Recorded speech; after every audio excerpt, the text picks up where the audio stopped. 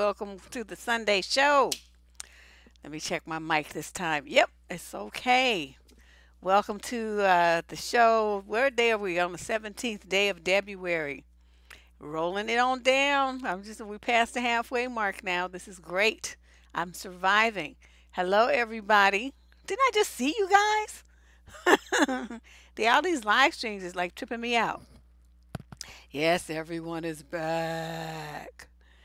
We got an interesting show today. A question had come up last night where a young lady asked, when is the right time to introduce sexual activity into a new dating relationship?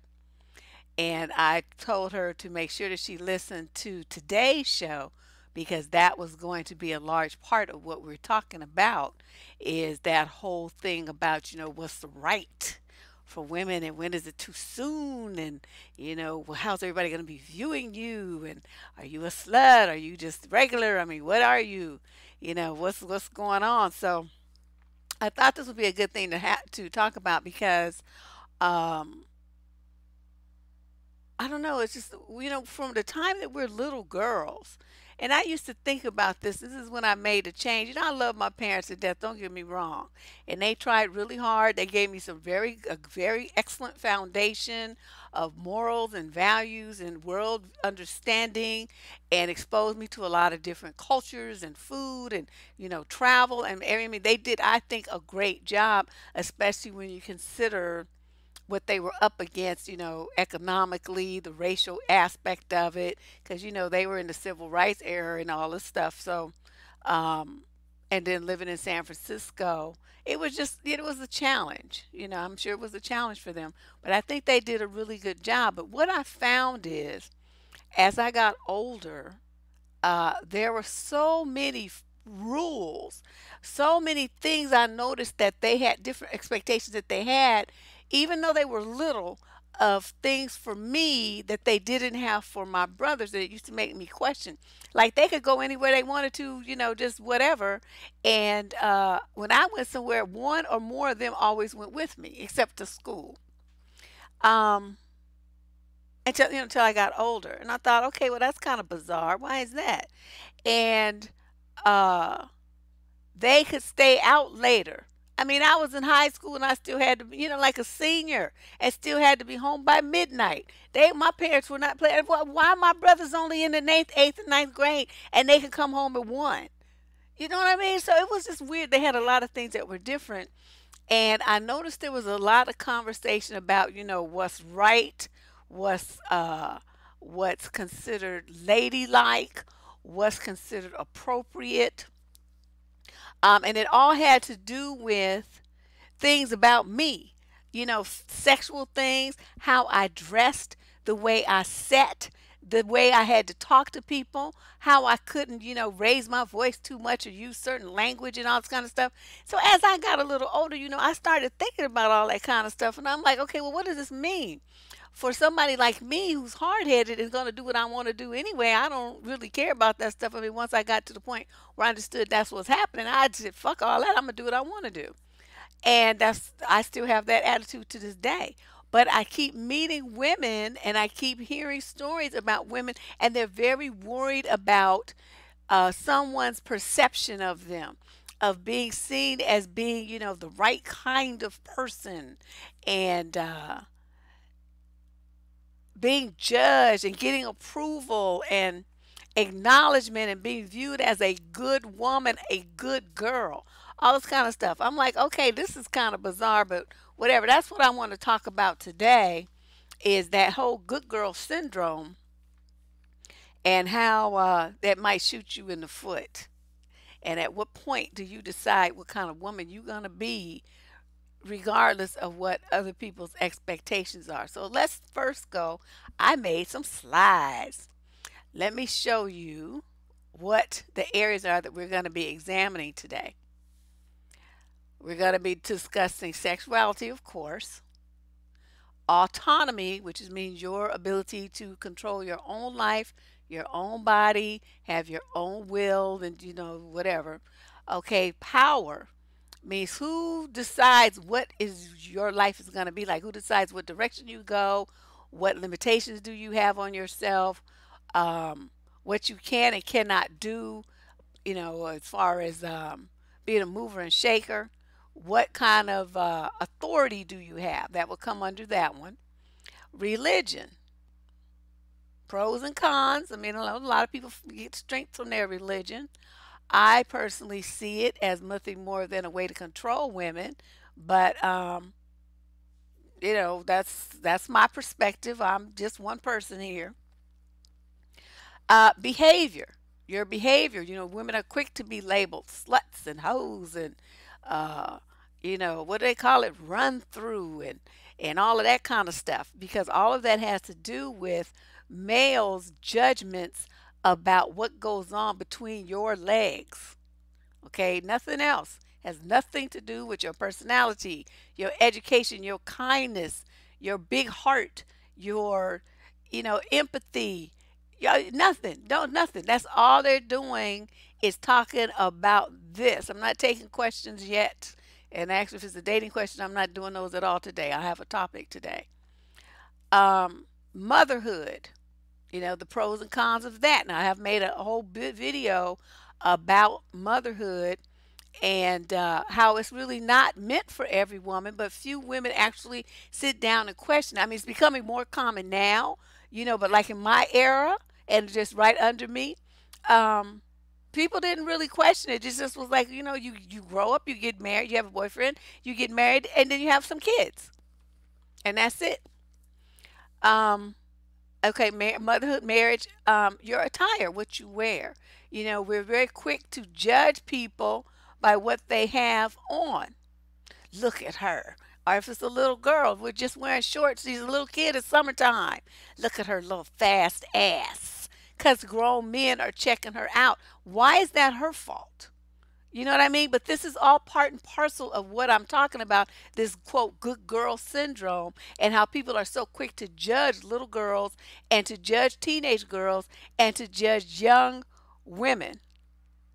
Yeah, I think I saw that too, Lacey. I saw what you call it. Somebody had screenshotted it and it was being sent around. I didn't see the actual post, but oh, I have a fuzz in my eyelash. I saw that. I thought, just so stupid. But that's what they're saying is, that's how they're going to be judging you. And a lot of women are very sensitive to that. I just give them the middle finger, tell them to kiss the inside of my ass because, I don't give a fuck what you think about what I do. You ain't paying me. So why should I care what you think? You have no relevance in my life whatsoever. All these nignogs talking about women this and women that. And y'all be listening to them. We're going to be talking about that too. Okay, and then beauty, expectations of beauty. One of the things they like to talk about, they want to call a woman big, or they want to say that she's look like a crack hole, or she's, hit the wall and all this kind of stuff. Or they'll talk about, the colorism issue always comes up when it's a black community thing, hair texture, skin color, all this kind of stuff. So that is another issue that has to be dealt with. And then other social expectations, which I left that there as a broad umbrella because I don't know what you guys might come up with in the chat that doesn't fit any of my categories that are here. So I gave you a bullet point. Oh, so let's define what it means to be your own woman. I think it means this: you're independent in action or thought. You do not accept and nor are you swayed by outside influences. You're independent in your judgments and your viewpoints. Now, what does that mean? That means that you can take something that you learned as a child. You can take what you heard in church. You can take something that you learned, some gossip that you heard from somebody else about somebody else. And you can make your own decisions about whether that thing is right for you or not. You can do that. Thank you, the reader. Look at the reader coming up in here. Threader. I'm not sure how you pronounce that screen name. Coming up here being like a pro on the chat. This is so cute. My little Twitch people just crack me up. Um, yeah, that's just ridiculous. I mean, and then black women especially, and I really talk about this in my book in the Black Church. If you are a certain religion or you subscribe to a certain belief system, you are part of what they always call a flock. But when them think about it, they call it my flock. Sheeps are stupid. I don't have you guys ever really seen a flock of sheep? Dumbest creatures in the world. If one starts running, they all start running. They don't know what they're running from. They just running because everybody else is. They do what everybody else does. So there's one sheep who starts the shit off, and 900 million other sheep are going to run behind them doing the exact same thing. And so when you have a bunch of people who are, have that same belief system, it's very easy to control them because they all think alike. And that's what I call group think. You can find out more about the book. Van, can you put the URL? It's called Women Pray, Pray, Men Pray, Prey.com. And Women Pray, Men Pray.com. And it'll give you all the information about the book, some quotes from people who have actually read it and what they have to say about how it changed their life. And also there's my open letter to Taffy Dollar on another page on there about that shit that went down with her raggedy ass husband, Creflo. That nigga. Oh my God.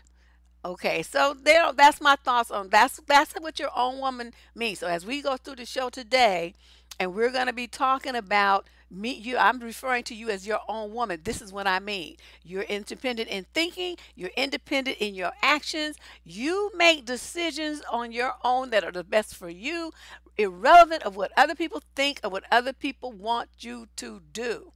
Okay, that's very important.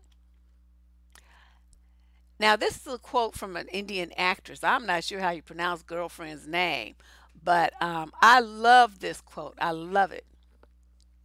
And it says, because you are women, people will force their thinking on you, their boundaries on you. They will tell you how to dress, how to behave, who you can meet, and where you can go. Don't live in the shadows of people's judgments. Make your own choices in the light of your own wisdom.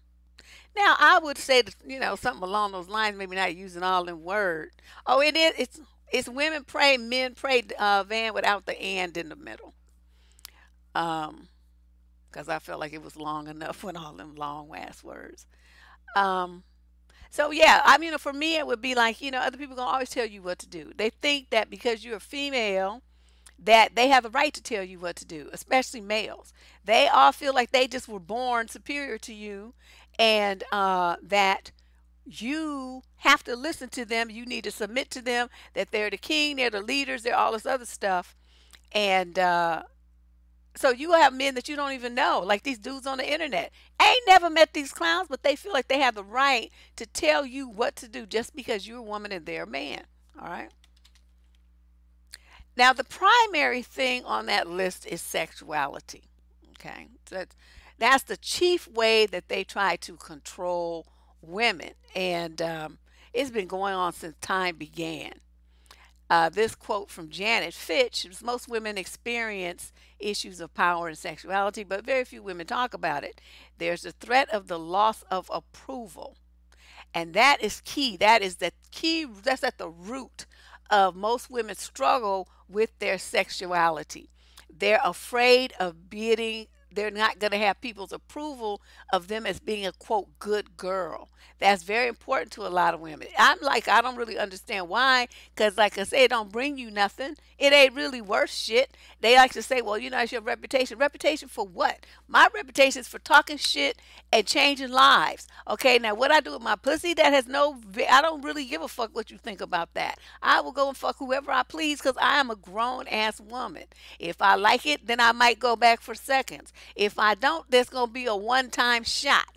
And that's going to be that. And people are like, well, that's a one night stand. I'm like, okay, yeah, well, what you want me to keep suffering and going back for bad dick just so that it won't be a one night stand so I can get your approval? Fuck you. You want to fuck him, so you think it's so good, then you go fuck him. You know what I mean? What is that?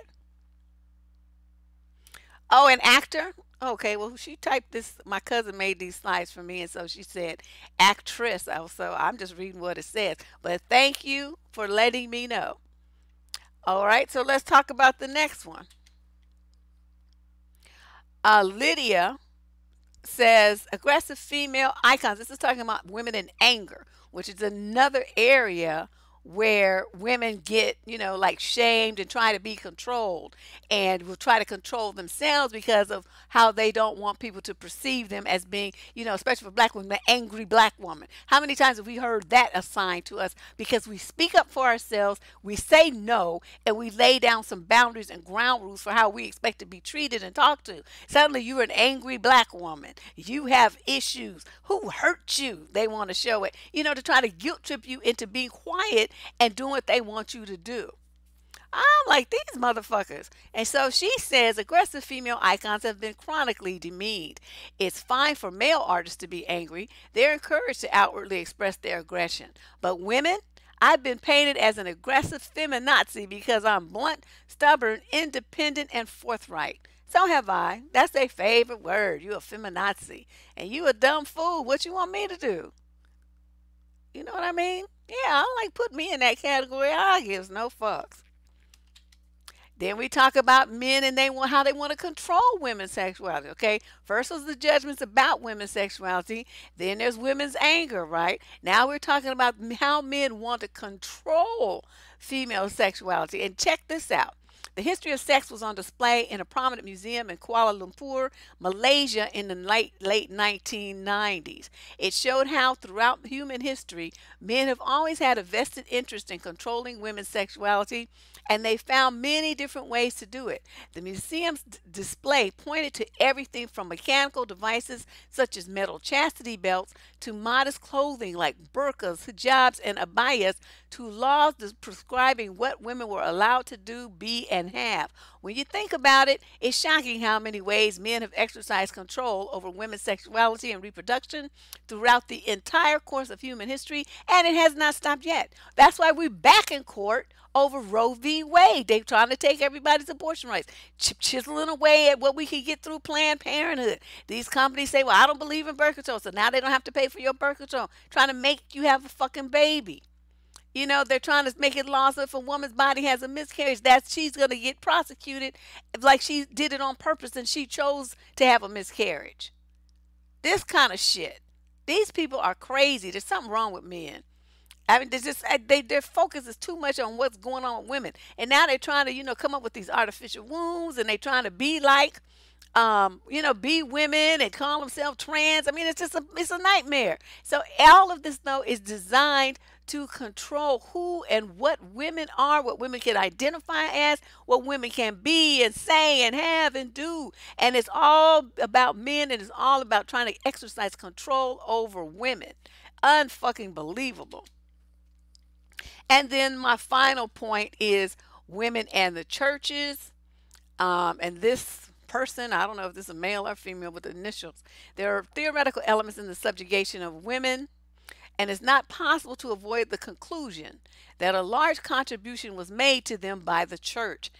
In part, this was a matter of its hostile stance towards sexuality. So, I'll go back to that in a little bit because I have some more slides to show you in a little while. But I think, I wanted to lay the groundwork and let kind of give you an idea of what I want to try to cover over this 90 minutes that I plan to be here. Hopefully it won't be 2 hours again like last night. And I'm going to try not to talk too much about too many dusty people because as soon as I do that, I start coughing. I don't know if you guys noticed that. Now, back in 2009, I think it was November, October, something, the fall of 2009. So it's been like 10 years almost. I wrote this article called The Male Struggle to Control Female Sexuality. The article is still up on survivingdating.com if you want to read it. And man, it's based on, I did this show on Blog Talk, which I've since taken off their servers. But I did this show on Blog Talk. Man, it was so much controversy. These men was calling in mad as hell because I was telling women that, they're not to listen to men and to do what they want to do with their vagina, their uterus, their everything. Not that men are stupid and don't pay attention to them. These dudes was out of control, just hot, calling in, blowing my phone up. And it was so bad, this guy wrote a letter afterwards. I mean, paragraph after paragraph, complaining about what I said and talking about how women could have 300 men in a year, and they easy or probably more than that. I mean, his thinking was so fucked up about women and sex, it was crazy. So when I addressed his letter, oh, excuse me, I feel like I'm going to sneeze. I said, your statement, quote, for women, there is implicit value from them being discerning and discriminating when choosing to have sex. So when a woman feels empowered to express her sexuality, it can be viewed as her lowering her implicit value. Did you hear that? Like you have no value. Everything that you are as a woman is based on what goes on between your legs in his little rabbit ass mind. That's what he says. So I, of course, cracked on him. It's like, what is she, livestock now? You got to worry about, where her body parts have been. Um, I just kind of went in on dude, but um, I think that when you compound that, he sounded like a female. No, he went on and on. You heard that show? I forgot Van been around for a long time. Girl, don't you remember that? That was like crazy. They was going nuts about that show. But I think, what the main thing is men need to understand. And women who think that they need to listen to men, you need to understand this too. Um, You're not here to please men. That's your existence is for yourself. Okay, you're not here to lift men up, to support men, to hold them down, to give to them, to serve them, to submit to them. Nothing. That's not your purpose here. Your purpose is here to be a contributing member of society and to the betterment of mankind because you are a human being. You happen to have the body parts that will enable you to create other human beings and bring them to the world to keep the population going. Okay, that's your purpose as being a female in life is besides these other things. If you want to participate in that way, then you can. Otherwise, being a nurturing person for those who are already here, for old people, showing support for, lonely people, for educating young minds, for enriching young bodies, physically fitness and nurturing and support nutrition and that kind, whatever avenue, like as nurses and doctors do that, whatever avenue you choose, your steps must always take you in the direction to making this world a better place. Okay, now serving men and being they maid and cleaning up after them and boosting their ego and all that shit, that does none of that. Okay, that's not what you're here for. I'm not saying you can't do it if that's your choice. See, this is about your choice. But I'm saying don't feel like because people told you that in childhood that that's all you're here for. That's your main role and you can't go outside of that because then you'll be bad and they'll be wrong with you and your parents will disapprove and society won't like you and you will have failed as a woman and that you'll be bad and you'll be worthless and all these things that women like to think because they get so guilt tripped about not meeting expectations that people have put on them 50 years ago. Oh my God, I'm telling you, this is just unbelievable to me. So, you get to define yourself. You get to define who you are, what you want to be, and all of that. You have those choices, and that's what women's liberation battled for, to make sure that you had those choices. You are no longer forced to do anything. You have choices now. You can be a mama or not. You can get married or not. It's no longer necessary for your survival as a woman and protection because, see, now you can own a Glock and a pit, and that should do. That should do it.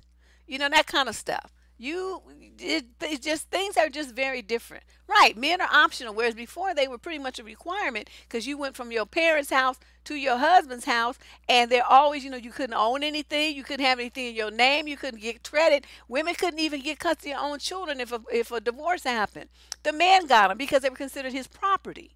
So, things have changed, and now it's very different. So you have choices now. You don't have to do shit. Okay, and you definitely don't have to be getting into any men's model. So let me look at my notes here. Oh yeah, I found this really interesting thing here. This woman wrote an article about this good girl syndrome. Actually, this is an excerpt from a book called "The Curse of the Good Girl," and she had conducted a lot of surveys and interviews with young women because she was trying to get an idea of what we might be the quote stereotypical good girl. And she asked these middle class group of girls, which was 18 and under, what how to describe what how society expected a quote good girl to act and look. And these are some things that were from that list. Okay, of course these were white people, so they had blue eyes on here. Quiet, perfect, good grade, studious, no opinion on anything, well rounded, a follower, has to do everything right, doesn't show her skin or body parts, meets high expectations, has honor, is polite, is generous, who's kind, has a boyfriend, is intelligent, conservative, popular, athletic, natural hair. She listens to other people. She's honest. She's respectful. She's always busy doing something positive. She's well organized. She may be flirtatious. She's skinny. She speaks well of others. She follows the rules. She doesn't get angry. She's average. Not really stand out in any way. She's not failing and she's not stellar. She's average, so she's not a threat to anyone. She's like a Barbie doll. She has perfect attendance at school, and she has a facade that never cracks, never shows weakness. And she's a people pleaser. How many of those things describe the way that you guys were raised? By a show of hands, just type one if that describes, if anything on that list. No, no, not say anything. Say five or more things on that list describe the messages that you received as a young girl. Type a one on the chat if that describes you. Shall I go over them again? Did you miss them? If you this is the thing. If you five or more things on this list apply to the way that you were raised up, the messages that you received, then type a one in the chat room. You were quiet. You were perfect. You got good grades. You were sheltered. You studied hard. You had no opinion on anything. You were well rounded. You were a follower. You had to do everything right. You didn't show too much skin. There were high expectations on you. You had honor. You were polite. You were enthusiastic. You were generous. You were kind. You had a boyfriend. You were conservative. You had natural hair. You listened well to others. You were honest, respectful, organized, skinny, spoke well of others, followed all the rules. You don't get mad at people. You were average. You didn't stand out. You were not a failure, but you weren't stellar either. You were just non-threatening and average. You were confident. You had perfect attendance. You had a facade that never cracked. No one ever knew the real you. You were always a smiley face, pleasant, oh, kind of personality. A people pleaser. Look at all those ones.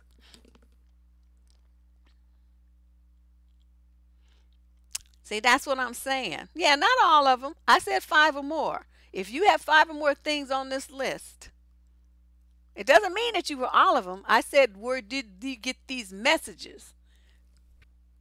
Okay.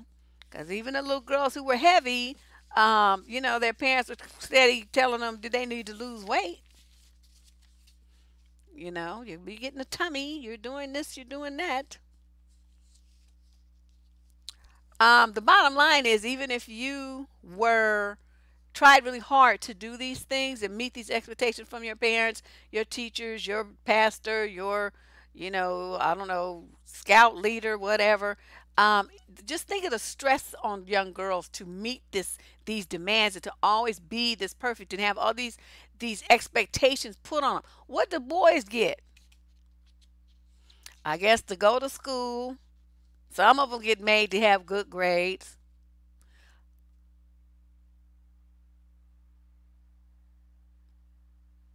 The list for girls is so super long. The list for expectations of boys is minimal. Now, my parents didn't play that because my brothers had a lot of expectations on them. But on average, it's not, people don't really have too much expectations of their sons other than they go to school, graduate from school, and not get, don't go to jail and don't get some girl pregnant. That's pretty much it. Yes, it must be expected to be useful and to help. You're right. You have to be helpful. And the part that's really interesting is as you recognize that you're under this pressure, right? And you decide, I don't want to do this anymore. I'm not trying to be perfect. I'm not trying to meet all these people's expectations. Do you realize when you try to change that people are going to get angry at you? They're going to get angry at you because you're breaking out of the box that they're putting you in. You're breaking out of the cage, the molds. You don't want to be in there. And they don't know what to do with that. They don't know what to do with that, and it shakes their sensibilities and their stereotypes of what a woman quote should be, what a girl quote should be. And men have this really, really bad, as a lot of older women do too. They are real quick to judge you. Oh, why you doing that? Why you want to dress like that? That looks like a slut. That looks like a whore. That's, streetwalker. All these negative things because somebody might want to dress a little sexier than you do. Well, if that person has the body and the confidence to pull it off, that's them, and are you buying their clothes?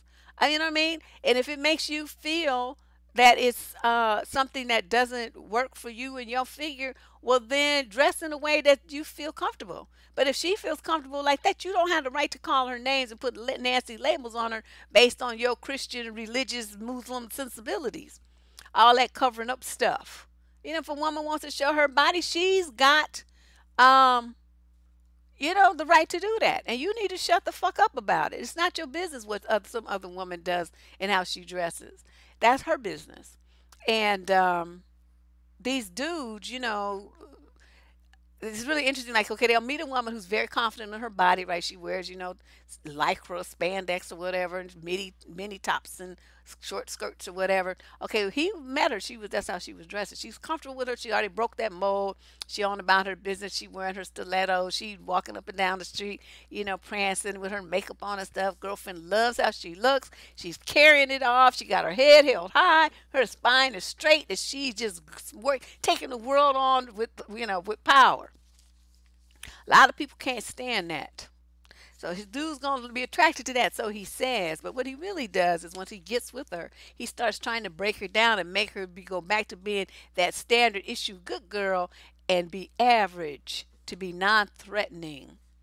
That's what he's trying to do. That's what he's trying to do. Witchy, where your butt been? I just see Witchy saying, I picked a good one to drop in. Her ass been MIA. I saw that trying to sneak in here. I see you. I see you.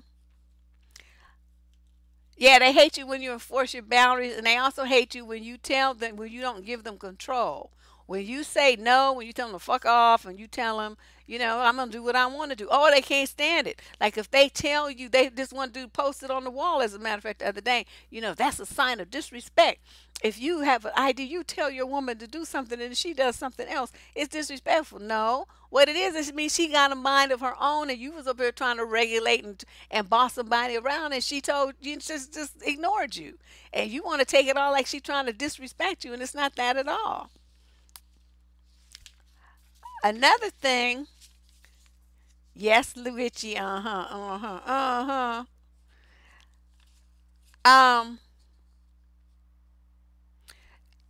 let me see. I'm looking at my notes. Okay, being a good girl comes with a lot of pressure to be well behaved. This is good for your teenage girls. I mean, they do need to understand what the parameters are, what society's expecting of them. See, my own thing is you got to know what the rules are before you can break them.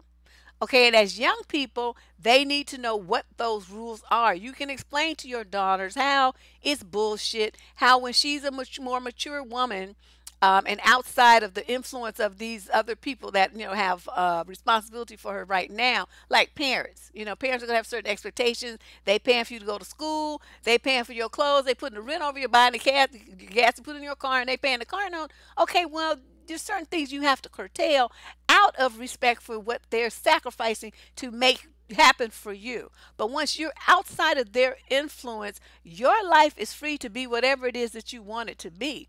Always respect your parents, though. I mean, you don't have to, like, say you want to be like wild and, fucking free and doing all this whole stuff. You don't bring that shit to your parents' house. Okay, that's what I mean. There has to be some boundaries here and some respect for your elders. Everybody needs to understand that. I'm not saying cross all those boundaries. What I'm saying is the messages that you got as a woman, that you have to be this and this and this and this all the time and live up to these standards all the time and be this perfect person all the time and be perfectly coiffed and always feminine and dainty, and you can't get mad and you can't yell at people, you can't raise your voice lest you be construed as an angry black woman. You got to choose your own path. You don't always have to go around cussing out people like I do, but you do need to stand up for yourself when the time comes. You need to not just sit there looking, seething inside and not say anything based on the training that you got when you was 14. You're a grown woman now, you're 35, and you still acting like you 14, sitting there just looking at people thinking, oh, it's if I yell at them or say something, then that means I'm not good, I'm not nice. Fuck nice. Nice needs to die. It is, but a lot of women have to have the confidence to start examining those things. Where did you get these messages from that this is how you have to be? Who told you that? And is it serving you in your life that you're living right now? Okay? Like, say you decide you want to smoke, whatever. Okay? You want to smoke that thing. Okay, but your parents don't like that shit. Are you going to go to their house smelling like smoke? Are you going to blaze up in the backyard of your parents' house? Are you going to do them like that? See, that's what I mean. There has to be, you live your life the way you want to, but when you're around those people, you respect those people, those seniors, those elders, and, what they stand for. You're going to be there a couple of hours. You can calm your ass down and then go back to being who you are once you leave.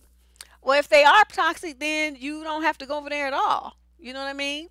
That's different. I'm talking about normal people, normal parents who do stuff, stuff to help their children and progress their children's lives and stuff. And then if you have an older girl, they really tend to catch hell. So she's the oldest daughter because the parents, in their inexperience with parenting, are kind of uptight and they have all these preconceived notions about what it means to be a parent and raise a child. So the oldest kid usually catches hell. And by the time the other ones come along, the parents are more relaxed. They got a routine down, and they're not too stressed about it. By the time they get to the last one, that last one don't have no rules, and they just be like, "Fuck you, just raise yourself. I'm tired." But the first one is usually burdened with being the role model for the other kids. They're looking at you. You're going here. They're looking at you and what you do. You have to set an example for your brothers and sisters and all that kind of stuff. So they really catch hell, the oldest one. And this girl wrote in. I found this on Yahoo. I thought this was interesting. She says, I want to lose my good girl virginal image, but I don't want to do something stupid like go to a party and get drunk, do drugs, or run away from the police to do it. I like being known as a good girl to teachers, but I don't want to be excluded from things just because of that. So she's in high school, she's like, okay. And she said, even if it's not something bad, people exclude girls who seem too good just because. That's right. Because they feel guilty and they feel like, you're so trying to be so perfect. They know that, to challenge you on that, they're not trying to be a part of that. So they just leave you out so you can stay on your little perfect path of perfection. And so people had different kind of expectations of her, telling, giving just suggestions just to be, to go to parties and stuff, but she doesn't have to drink and all this kind of stuff. And those are good ideas. But one person came back and says, I'm sorry that you think that way. I do advise that you stay a good girl and don't try to lose that image. You don't want to suffer the consequences of the party and such. Talking to boring people, that's the problem you have. Is it talking to people that everyone else views as total nerds and boring, or talking to people who are stupid? And what is it? I thought I saw something about it. They were just like really digging on her. I guess maybe I lost that page. I don't know what I did with it. But let's go back to these slides.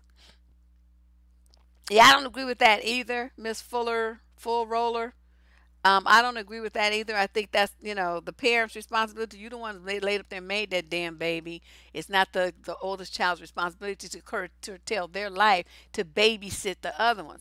But I'm just talking about, like, as far as going to school, doing homework, being organized, doing their chores, not talking back, um, going to church, dressing nice and neatly, keeping their room clean, cleaning up after themselves in the household, helping the parents do stuff, without being asked. That's the kind of stuff I was talking about, where they're talking about your siblings are looking at you for an example of, to emulate on how to conduct themselves as they're growing up within that household. That's what I'm talking about. Not smoking, not doing, going picked up at juvie, fighting, cutting school and class, all that kind of stuff. That's what I mean. All right, so let's move on to my next slide. These are some quotes from some women of power and influence about getting past this good girl image. This one's from Beyonce. And she says, I remember being in Japan when Destiny's Child put out Independent Women. And women were there saying how proud they were to have their own jobs, their own independent thinking, their own goals. It made me feel so good. And I realized that one of my responsibilities was to inspire women in a deeper way.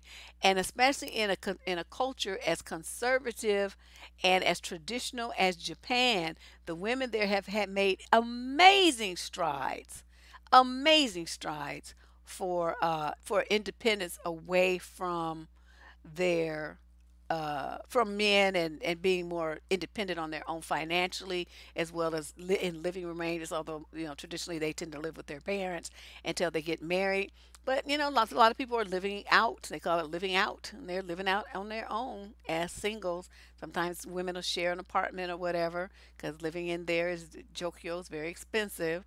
But it's just all around the world, women are waking up and they're changing. And this is part of it. I want those of you who are kind of hesitant or fearful about making these kinds of adjustments to get more confident and pick through the lessons that you were told of how you have to be, what a woman is not, how you have to dress to be a right woman, a Christian woman, a good woman, all this kind of stuff. Think about all those messages and pick the ones that really still work for you in 2019 at whatever age you are now versus what you were told when you were 9, 11, 15 years old. I mean, think about how long ago that was. You're not that kid anymore. You're a grown ass woman now. So things need to be a little bit different. And a lot of women, as we know, do things because they want attention. They want affirmation. They want validation. Pink, I don't remember any songs she made, but I remember what I did hear some years ago. I liked it. But this is a quote from her. But you figure out what respect tastes like. It tastes better than attention, she says. And our girl Madonna, I'm tough, ambitious, and I know exactly what I want. That makes me a bitch, okay. See, confidence. Not too worried about what somebody has to say. And my thing to you ladies is I don't want you to ever apologize. Never apologize to anybody for being a woman of fucking power. You run your shit, and you don't have to apologize to anybody for anything. There. I hope that's clear. So let's move on. Let's talk about this good girl syndrome. One of the things that drives me crazy is like, a lot of women are like, oh, I'm going to save myself for marriage. I'm going to this. Okay. And the men say that they want this woman who hasn't been run through and who's like damn near a virgin and all stuff, right? But then it's okay. A woman has been trained for, I don't know, say she gets married at 26. So for 26 years, she's been told that doing all these nasty things is bad, right? For some reason, people think that because she walks down this aisle and says I do, now she magically turns into, freak of the week. And so on her wedding night, she going to be, having dudes reaching the ceilings and screaming like a girl and all this kind of stuff. That's not how it works. You got to undo 26 years of programming that's negative about sex and sexuality.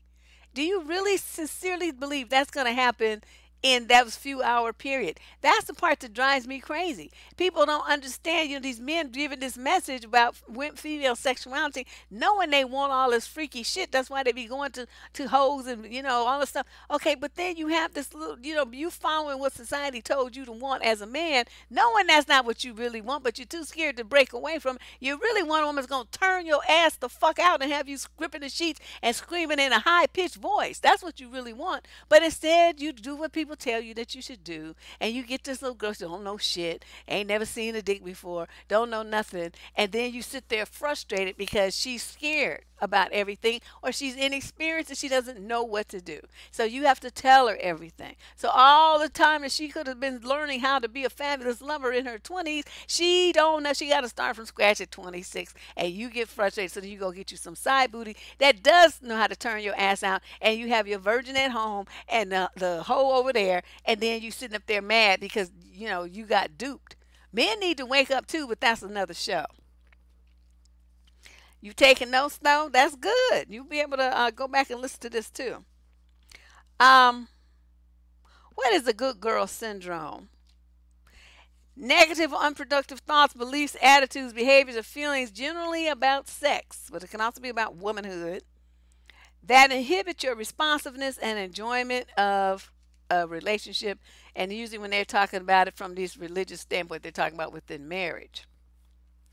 So it manifests as feelings of shame and guilt, embarrassment, or discomfort. There's a lot of misinformation, distorted information, negative information, lack of positive education about sex and the female body as well as the male body that result not only in those previously mentioned emotions but also in inhibited sexual response. Um, and so this part, I got this from one of them Christian websites, and it says, the message has always been that good girls don't, but the message needs to be changed to in marriage, good girls do. So these women are looking for somebody to tell them that God says it's okay for them to turn their husbands out and scream, make his ass scream like a bitch.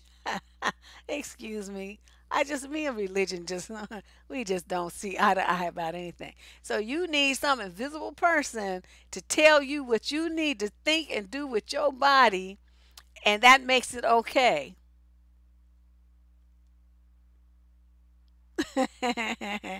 I don't get that, but whatever. Um, and it says, it's this good girl syndrome affects millions of women. I have seen that, and it's as simple as women thinking that they can only date one man at a time. You can only date one man at a time or sleep with one man at a time because if you have two boyfriends or three boyfriends and you sleep with all of them, it makes you a hoe. That's what they think. I'm thinking, shit, you don't know what a good time is until you have three men that all have different talents and skills coming through. Yes, good times. That's all I'm going to say. I'm not going to tell you the details because it's none of your beeswax. But just say, Deb didn't live by them rules. I did what the fuck I wanted to do with whoever I chose to do it with. That was my thing. Always be safe, though. Use your protection. Don't be busting up here with everybody's baby and shit. Don't do that. But, if you have somebody you say, ooh, you looking, you want me? No, that motherfucker's kind of fine. What your name is? You got a girlfriend? No? Want to have one? Yeah, they do have a fear of comparison, Van's right. That's why the sort of dudes, especially the ones that have a little dick and don't know how to fuck, oh, they're really scared. That's why they want somebody who doesn't have any sexual experience. Because then, if she had some before, then they would know. She would know, you don't know what the fuck you doing. But if she's never had it before, she doesn't have anything to compare it to. So no matter what they do, she's going to be amazed by it because it's, like Eddie Murphy said in that video where he's talking about that cracker and you was in the desert. And you get the cracker and you like, ooh, this is the best cracker I've ever had. It's the best cracker in the world. That kind of mentality. Because you just don't know. You don't know. Tiki just want to study. Well, honey, do you? I would study too, but I had to have me some beer while I was studying. Some beer and books on the computer.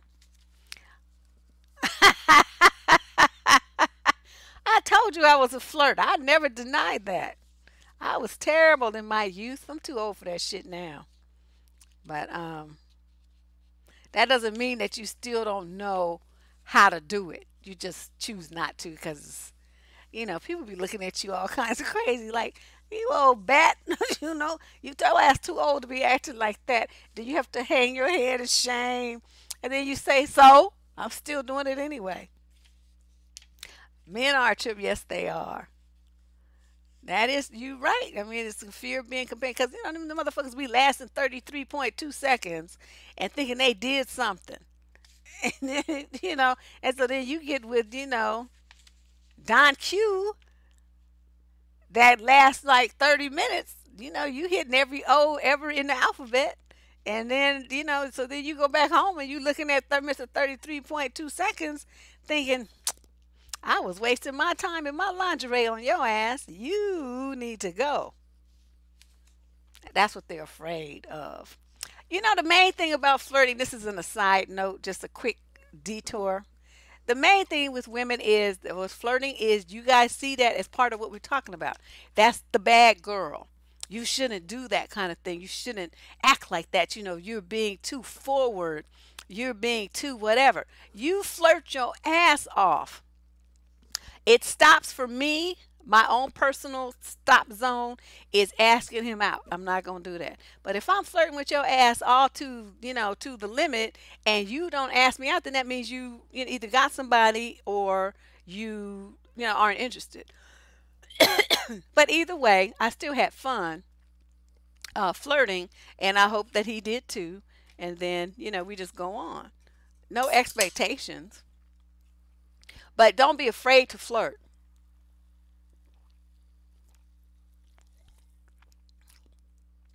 Oh my God, princess. That's disappointing.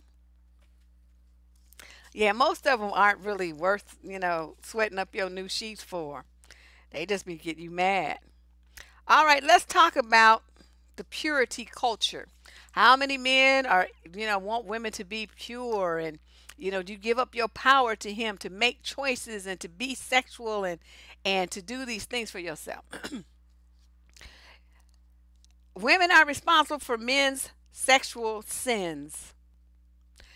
That's the thing when they always ask you, well, if you get assaulted, what were you wearing? Well, why were you there?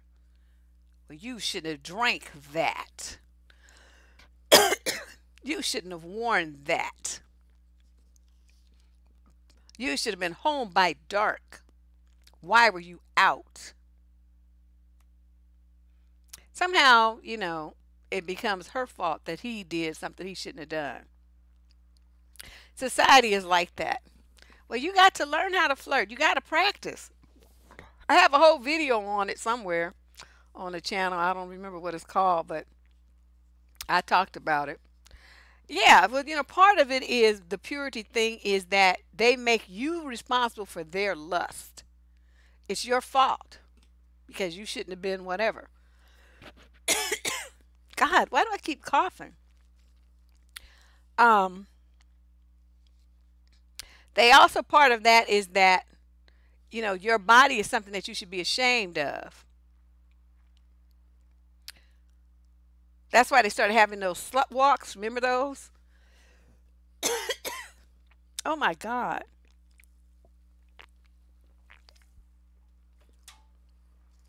Where women were dressed, some of them I think were nude, but whatever, bikinis or whatever. Yeah, I mean, and think about it, some of those countries, the women can't even go out the house without a male escort. That's how bad it is, where they feel like, the women are responsible. That's why they put them in burqas, because so nothing shows. Because otherwise, if a man lays eyes on a woman's breasts or butts, then suddenly it's her fault that he feels lust instead of his for not controlling himself. Exactly. That is it, Faith. That's exactly the concept. They're blaming women for men's lust. Um, and then women do it too, but I think some of it's just jealousy, because they don't have the figures to wear, these like micro bikinis and all this kind of stuff that some young girls might have, or people who work out good and all this stuff. And so, look at that hoe. Look at that bitch. She should put on some clothes. Why is she dressed like that? That, nah, nah. My only thing that I caution women about is if you have a son, you have a teenage son, it becomes an interesting thing because, especially when his friends come around, they're kids and they're at that hormonal age where they get boners because the wind blows. As a mom, um, or the older sister, whatever, think about that, what you're dealing with, the environment, and because you don't want to create a situation where your son is embarrassed because his friend, he's beyond embarrassment, humiliation, because his friends are getting boners about his mother. And he's probably not going to say anything to you, but he's going to be enraged. He's going to be really confused. He's going to be angry at you because of the humiliation that he's facing because of, the boners that these are kids. I keep, these are not grown men yet. They're little adolescent boys. And so if you can mitigate that in some way where you still feel sexy, but not to the point where your, 13 and 14-year-old son's friends are getting boners when they look at you, just kind of figure out how you're going to handle that. That's my only caveat. I don't like to tell women, you should cover up this, you this and that. My thing is though to be sensitive to what your little boy is going through at that age. By the time they're older, they can usually handle it. But and their friends know better than to say anything, and because they know they'll get their asses beat. But like I said, 13 and 14-year-olds, 12-year-olds, they get a boner just because the wind blew. Come on now. Yes, I did. I did a whole video on it because it came up in a situation. That's what made me think about it. I was talking. That's my only thing where the brakes go on because that gets real touchy. That can create problems for your child. So, that's my only concern. All right. Um, Then there's the one where women shouldn't have desire, right? I remember a letter that came in where a woman, I think it's on Surviving Dating, a woman had looked in some magazines or something, found some new positions she wanted to try. So she whips them out on her husband, right? And he went crazy. He started calling her a whore and a slut. And where did you learn that from? And you've been fucking around on me. And he just went crazy. He did not take it in the spirit in which it was meant. He took it as a threat because he's been, feel like she had the right to be sexual. And that is what a lot of men, that's why they don't like women making the first move on them. They don't like women being the aggressor. They don't like women, even though they say it, they give lip service to it. I want you guys to understand that's a setup because they'll say, yeah, yeah, I like it when women approach. I like it, when women try to seduce me and this and that and blah, blah, blah. No, they don't.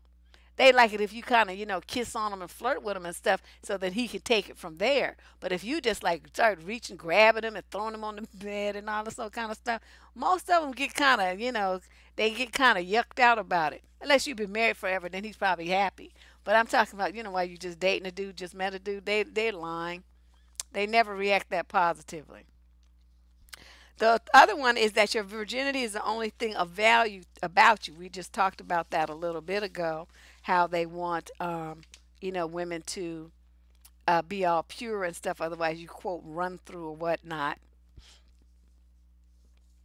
There's a commonly held belief that women don't enjoy sex as much as men do. That men are the horniest. That women, just suffer through it or whatever. I don't know where they get that shit from. And I'd be trying to tell them. I said, "Let me explain something to you, dummy. Have you ever taken a female anatomy class? If you had, then you would know that that's so stupid. Who's the one that can have 18 orgasms? It ain't you. So don't you think that would be the person that could love it more than you?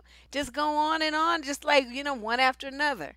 If the dude knows what the fuck he is doing and the woman's body is healthy.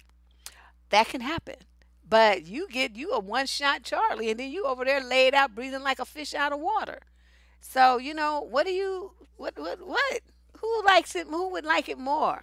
Women, not men.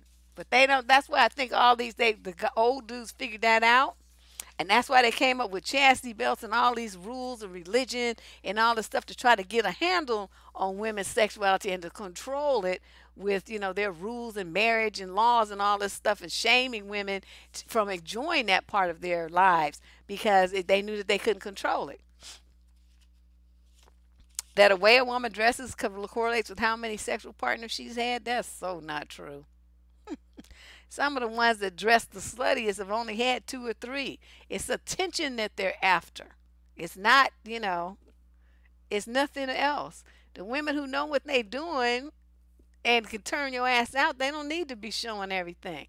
They just gonna be looking at you and probably got on jeans and a t-shirt. And then when they pull that shit off though, your ass is gonna be screaming and gripping the ceiling and um trying to figure out what happened. Your mom told you that? How long were they married, Tiki? That's kind of scary. I would be looking at my daddy like, really, Pops? That was the best you could do. I would be talking shit if that was my daddy.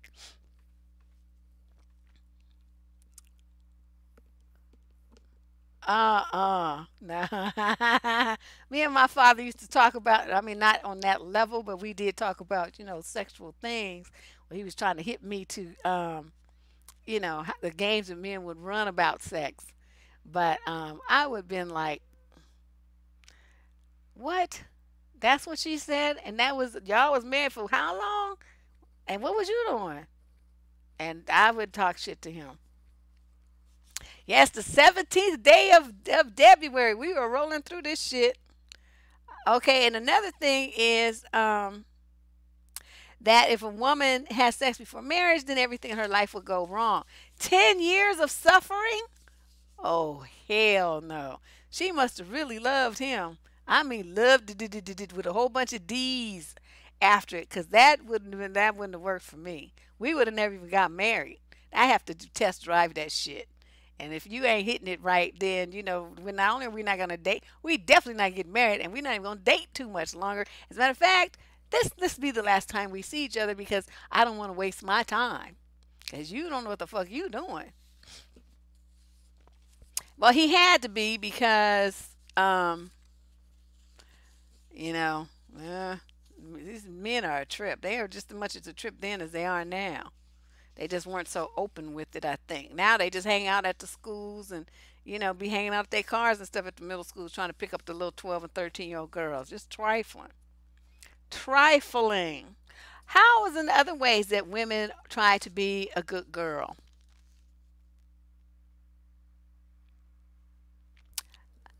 Like when you go out to dinner, right? And you know that you eat like you a pig at a trough. You just show your ass can consume some food. But you go out to dinner with a dude and you sitting there. Oh, I'll have a salad and a diet plate. Really? Not me. I'll be like, I want this and this. And the last one time I went to this one restaurant, my favorite Italian restaurant, and the dude kept talking. He was talking about some other woman. So I had shrimp scampi. That's before I went vegan. We had shrimp scampi, and so he didn't eat his because he was talking too much. So I said, "Are you gonna eat that?" So I ate my shrimp scampi and I ate his too. I was so full, I thought I was gonna die, but there was no way I was gonna let that go to waste. I should have just got a doggy bag, but I sit there and I ate the whole thing. So I that's me. But I don't put on them kind of airs. Oh, I'm so full. Oh, I'll just have one glass of wine, which that might not be a bad idea, just so you can keep your sensibilities about you. But don't be doing it to try to impress him that you're not an alcoholic when your ass be drinking 2 bottles of wine by yourself in one night. Shut up. Stop that. No dessert for me. Knowing you're gonna go home and you got 3 slices of sweet potato pie, and you getting home at 9 o'clock, and by midnight when you go to bed, all three of them gonna be gone. Stop tripping. Stop pretending to be something that you're not. Um, and let's talk about anger. When you want to be a good woman, what do? You don't get mad at people. You try to get mad, no, not get angry. You carefully pick your words, and you try to express yourself in a ladylike manner, and you be stern and you use your little fancy words instead of just saying, "Motherfucker, what did I say?" this kind of stuff. You don't want to do that. You have this you want people to perceive you as this, ladylike creature and all this old stuff. I'm like, whatever. How about I cuss you out and then we can worry about what you think about it later? Because if I hold this in, then I'm going to explode, and it's better that your feelings be hurt and you explode than me hold this in and I explode. I'm very self-protective that way. Yeah, you pig out all the time. That's what I'm saying. If I ain't give it a dude, he tried to play that. Oh, you ordered the diet plate. I mean, you ordered the diet plate, motherfucker. I'm not here to eat no fucking diet plate. What do I look like? You think all this ass came from eating lettuce? Let's just be real here. Let's be real. Um, I think another thing that people have this drive to be perfect because they think that's what makes them a good person, a good woman. Give yourself permission to make mistakes because you know what? If you make a mistake, that means you're doing something, right? You're going to succeed, you're going to fail. That's reality because you out there trying. People who never make mistakes don't do shit. They stay in this very narrow little box. They're not creative. They don't want to think. Don't want to do anything different than anybody else has done. They're going to be the same all the time, doing the same thing that other people have done the exact same way those other people have done it because that's safe. They stay in a safety zone. They lack originality. They lack creativity. They lack drive, ambition, and life. They're like dead people. There are a lot of women like that. There are a lot of women like that. They won't even try new food. Oh no, that I don't know what that is. That might be dog. That kind of thing. So, think about that as well. Think about different ways that you could broaden your horizons and break out of these molds that you've put yourself in to be, quote, good. That's really kind of disturbing. And then let's talk about the power thing. I forgot I need to touch on that too before we get up out of here. Power is what women turn over for their lives. You turn over to other people. When you have a boyfriend, you who want to start talking about, you supposed to submit to him, and they want to talk about the Bible. It specifically says husband. It don't say baby daddy, nigga you sleeping with this day, the dude you shacking with, your boyfriend. It never doesn't say any of that. It says wife and husband. Okay, and if you're not married, then that means you don't submit to shit. And me, being a non-religious individual, would never submit regardless. But I'm just saying, for those of you who ascribe to these religions, make sure that you understand it says husband. You ain't married. This should not even be part of the conversation that you're having. Any man coming at you like that, you need to cuss him out. Now, when you do this kind of thing and you let him be the decision maker and you let him be the king and you let him be the leader and you submit to him and all this stuff, what you have essentially done is put him in a position of power over you and everyone in that household. Sometimes it works out. I'm not saying it's always a bad thing, but most of the time it doesn't because men don't have the skill set to manage a household and children. They don't have it. They can barely manage themselves most of the time. So you guys putting them in charge and making decisions that are going to impact everyone in that house with no running it by you and all this kind of stuff. He just feeling like he's some kind of emperor making decisions and passing down laws and imperial orders and shit. Well, that creates a problem. He feels power, he feels like he has all the power in the household and you feel like you have none. That's not right. And it makes for a very interesting dynamic. I remember seeing my parents had to work that out and I was plenty old. I don't know how old was I don't know, I was probably like 7 or 8 years old. My older brother was the one who brought this on because my mother had put his ass on a punishment because of something he had done. And then my father, he went complaining to my dad, and my dad gonna call himself undoing it, right? My mother was like, "What?" And she was a little, pretty little, like 5'2", little thing.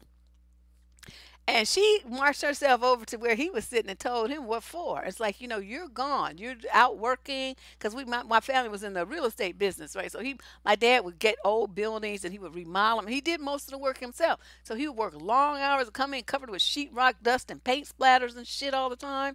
And so he was exhausted. So he would come in, he would, eat dinner, talk to us for a few minutes, go take his bath, and then he would go to bed and start the whole shit all over again the next day. And so he, wasn't really there to be in a disciplinarian position unless my mother needed him for backup. And so she told him, "You're not the one here. You're not responsible for this household nor these children.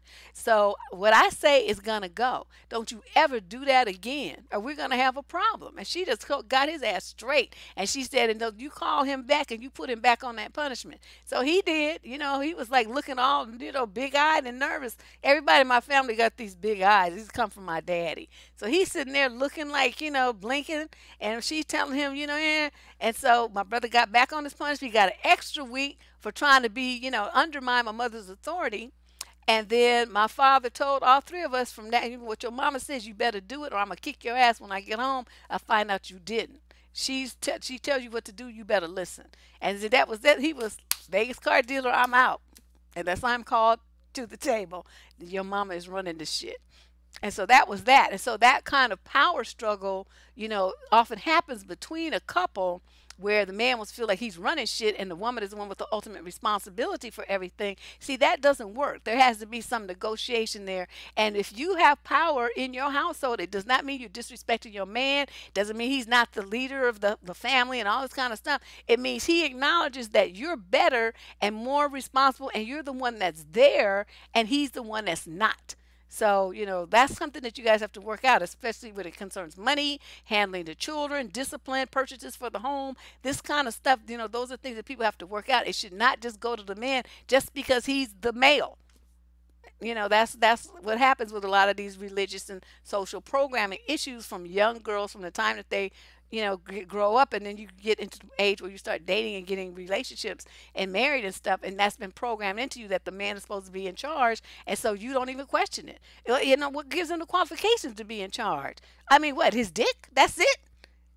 What education does he have? What training, what job skills at running a household does he have? None. So why should he get that responsibility just to fuck up everybody and everything in the house? That makes no sense to me. That makes no sense to me at all. Exactly. Van, but they put a full stop period at that semicolon. And they don't want to they don't want to do nothing. They just want to, tell women what to do. So this is what I wanted to talk about. This is what I wanted you guys to think about when it came to where you are now. Thinking about, I saw everybody put all those ones in there.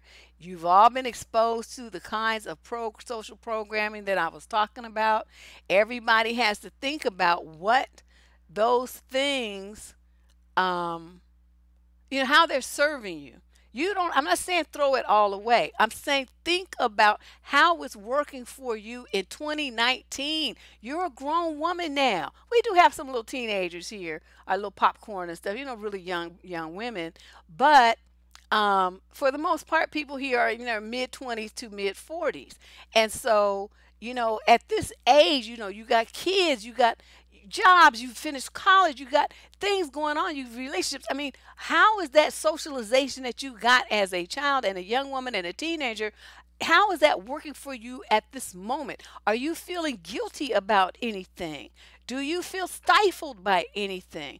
Is there something that you've always wanted to do but you've held yourself back because of the socialization that you received that told you that's not what good girls do? They don't do it that way. So that you feel shame or like somebody's going to think less of you if you change that way of operating your life.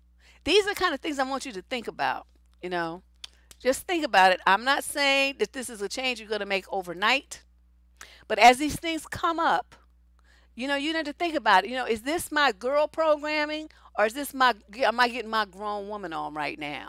If I'm stuck in my girl programming and my ass is 35 years old, don't you think it's maybe kind of time that you let that go? You're not a little girl anymore. Your whole thing, everything about you is different. And you are fully qualified to make your own decisions about how you handle your life, what you wear, what you say, how you say it, what you do, how you conduct yourself with men. All of those things are within your power to change. You do not have to go by some 20-year-old programming about what, quote, good girls should and should not do, should and should not wear, should and should not say, should and should not be. You don't have to go along with that stuff anymore.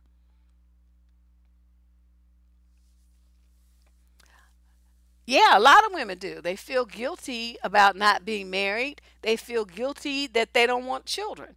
And they get attacked for it because other people are operating under that. This is what a good girls, good women do. They go forward and they have babies and they get married and they make their whole life about some other people, a man and some kids. And a lot that's these women have options now. They don't have to do that anymore. Before birth control and before the options that women have now, they did pretty much have to do that. Either that or they was gonna die a spinster alone. That's what they used to call them, spinsters. And even that came with a certain amount of shame. Oh, you did, Sonia? Well, see, that's good. You did that. You did that. You took that leap already. But I keep meeting women that haven't taken it yet. And you can tell they haven't taken it by the way that the comments that they post and stuff. Their opinions about stuff. It shows that they're still operating in that little good girl mindset, and they're 35, 40, 47 years old. I'm like, oh boy, sounds like somebody needs to grow up over here.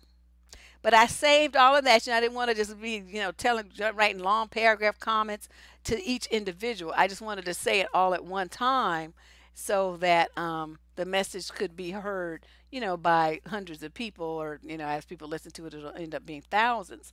But I think this is very important for women to, especially for black women who are just beat down with all this submission shit and religion and, these social things with patriarchy and black men, wanting things to be a certain way and telling you that you have to do it this way because, they're the king, the leader, and all this old stuff that goes on through the black community. And, this multiple marriage thing and all that kind of stuff.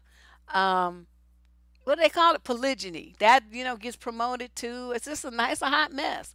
So I want, sisters to think about that. I mean, what about what you doing is working, and then what isn't? And whatever isn't, feel free to discard it and adopt something else. Be your own woman and have the courage. You know that the people around you are going to fight back. They're not going to like you changing and breaking out of the cage that they put you in. They're going to be, making their little snarky comments.